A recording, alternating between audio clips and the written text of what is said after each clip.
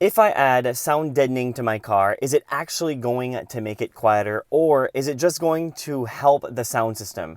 It's a fair question and one that I get very often, especially with all the products out there claiming to completely soundproof your car with one magical item. But here's the truth. It can absolutely make your car quieter, and yes, it can make your sound system sound better also, but only if you do them in the right spots. I've tested this stuff on old beaters, brand new trucks, and everything in between, and the difference can be huge or barely noticeable depending on how you do it. So in this video, I'm going to walk you through where to put the sound deadening material to get the best bang for your buck, and where you can skip it and save yourself some time and money and a whole lot of frustration. Let's start with a spot most people don't even think about, which is under the hood. When people think about road noise, they usually jump straight to the floor or the doors, but if you've got an older vehicle or a loud engine, the hood can actually be a big source of noise leaking into the cabin. I tested this on an older Toyota Tundra, and I was honestly surprised at how much of a difference it made just adding a sound deadening material under the hood. The engine sounded less aggressive from the inside, and the whole cabin felt more refined.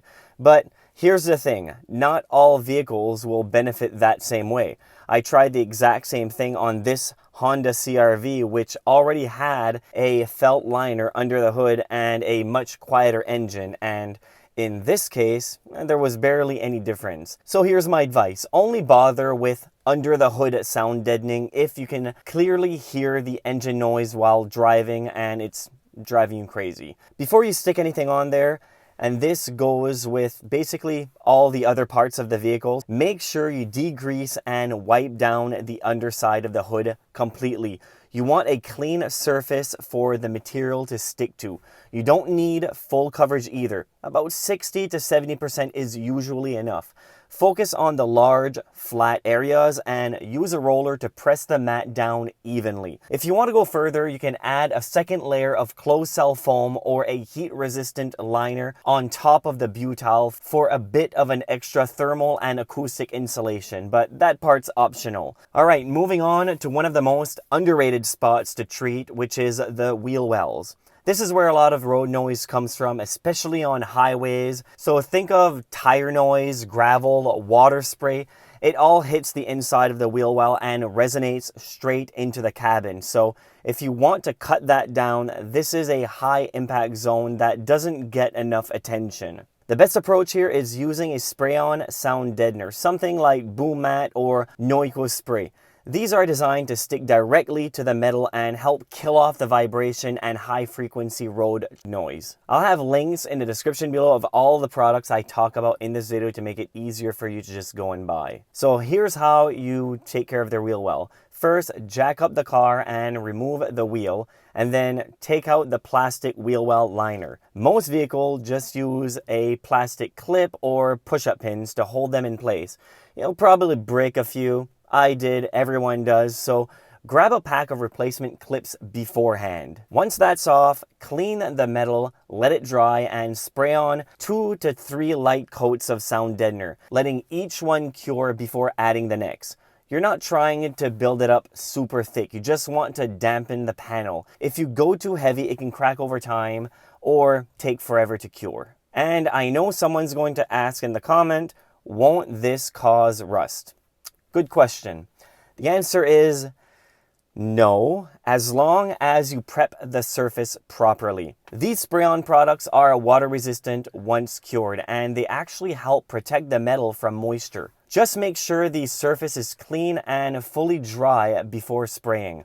If you trap the moisture underneath, that's when problems begin to happen, but if applied correctly, it acts more like a barrier for rust. While you've got the wheel well liner off, grab a few strips of self-adhesive sound deadening mat and stick them directly to the inside of the plastic liner. This doesn't do as much as treating the metal, but it adds another layer of dampening and helps block even more road noise from coming through. Think of it like double insulation. It all starts adding up. Once everything is dry, reinstall the liner, clip it back into place, and you're done. You won't turn your car into a luxury sedan overnight, but this one upgrade can noticeably reduce the hiss of road noise, especially if you have more aggressive tires or drive rough roads. Now, while you're down there, let's talk about something else that can make or break how loud your vehicle feels on the road, which are the tires. Believe it or not, the type of tires you're running can make just as much of a difference as adding sound deadening.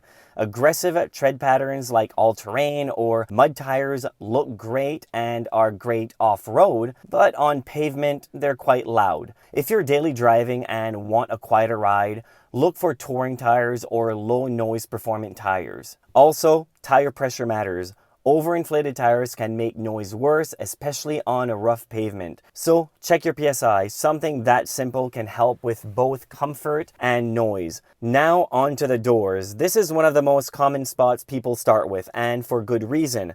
Your doors are basically tin metal drums. If you've got an entry-level car, chances are there's little to no sound deadening in the doors from the factory.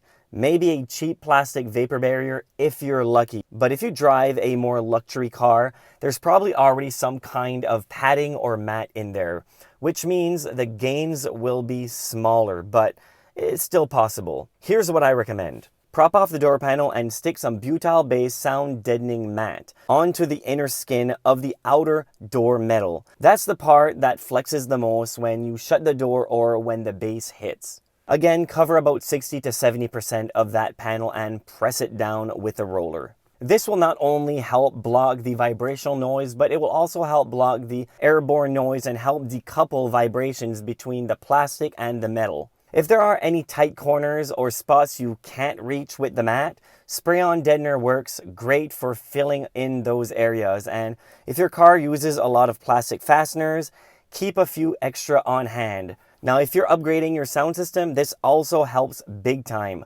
A treated door will give your speakers a tighter, clearer sound since the panel isn't flexing and rattling as much. And if you hear a lot of wind noise around the edges of your door, especially at highway speeds, you can get a universal automotive door seal kit for pretty cheap. But if yours still looks good, or if you bought a new one, use some silicone spray to maintain it. It will help it from premature cracking and also help it not stick onto the metal, especially in the winter. Alright, now let's talk about the floor, which is hands down one of the most effective areas to treat when it comes to road noise. Why? Well, because it's the closest part of the cabin to the actual road.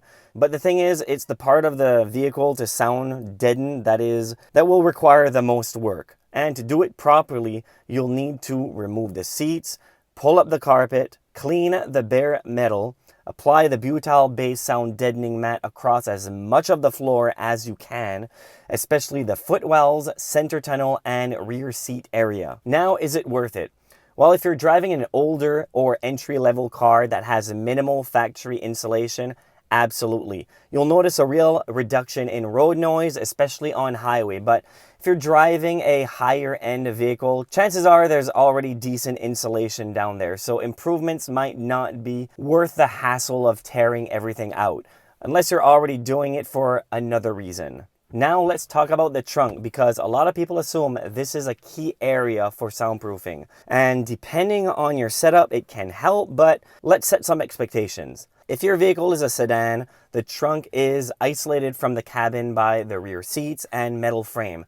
So road noise doesn't really come through there in any meaningful way. Treating the trunk floor or spare tire well might make you feel like you're doing something, but honestly, you probably won't hear much of a difference unless the rest of your car is already insulated. Now, if you drive a hatchback SUV or van, that's different. In those vehicles, the trunk is basically part of the cabin and there's very little separating you from the wheel well and exhaust system.